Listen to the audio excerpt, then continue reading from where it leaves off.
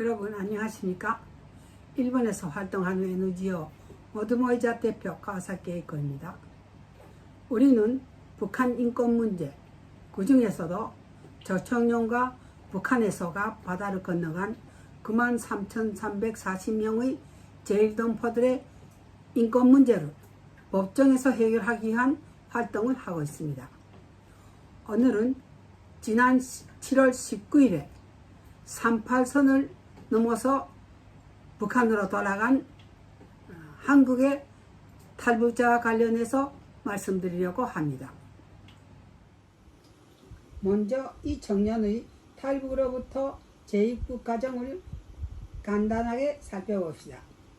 개성에서 태어나 현재 나이 24살로 추정되는 이 청년은 2017년 6월에 썰물을 타고 한국으로 들어왔으며 3년간 한국에서 생활하다가 지난 7월 19일 다시 분계선을 거쳐서 북한으로 갔으며 나흘 동안 친척집들을 다니다가 체포된 것으로 조선중앙텔레비전이 전했습니다.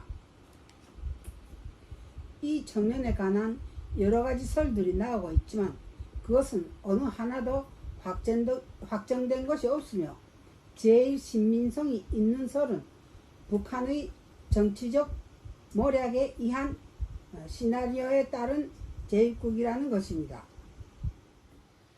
이것이 북한에 의한 모략이라고 할 수 있는 것은 우선 그가 개성으로 들어가 4일씩이나 돌아다녔다는 사실에서 나타납니다. 개성이라는 것은 작은 도시이고 3년 전에 그가 탈북했다는 사실이 집 주변에 다 알려져 있을 것인데 북한에서 보면 4천만 원 가량이 큰 돈을 지닌 그가 법비관의 체포도 두려워하지 않고 시내로 돌아다녔다는 사실은 무엇인가 믿는 것이 있었기 때문이라고 봅니다. 다음으로 김정은이 그의 재입국을 가지고 금방 조선노동당 중앙위원회 정치국 비상확대회의를 소집한 것을 조선중앙텔레비전과 노동신문이 사진과 함께 대대적으로 보도한 데서 알 수 있습니다. 북한 내부에 코로나 감염자가 없다고 김정은의 정치의 탁월함을 선전하던 북한이 코로나 사태가 엄중하다는 것을 더 이상 숨길 수 없게 되자 이런 유치한 모략국을 벌린 것으로 추정됩니다. 세 번째로 재입국한 그가 본인이 코로나 감염이 의심되었다면 아무리 생각이 없는 사람이라 해도 취약한 의료 환경인 북한으로 가는 자살 행위와도 같은 선택을 하지 않았을 것입니다.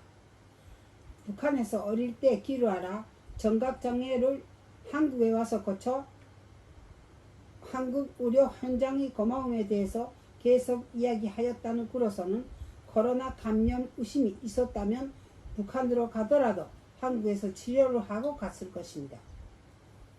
이번 사건에서도 중요한 것은 그의 생명이 위태롭다는 것입니다. 북한에 있는 혈육들을 인질로 탈북자들을 협박하여 자기들의 더러운 정치적 수단으로 이용하는 북한의 이러한 인권유린 행위를 철저히 막아야 할 것입니다. 이제까지 약 30명의 재입국 사건들이 있었으며 최근 북한의 움직임으로부터 궁지에 몰린 김정은 정권이 탈북자들을 이용하려는 모략이 활발해질 것으로 보입니다. 한국 정부는 여기에 절저한 대응책을 마련하여 탈북민과 북한 동포들의 인권 침해를 막아야 할 것입니다.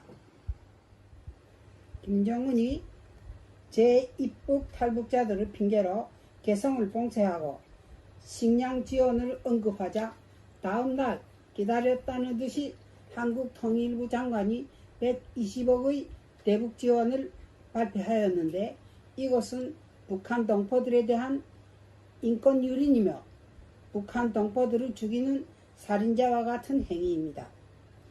일제식민지 통치 36년이 억울하다면 분단 75년은 민족의 수치입니다.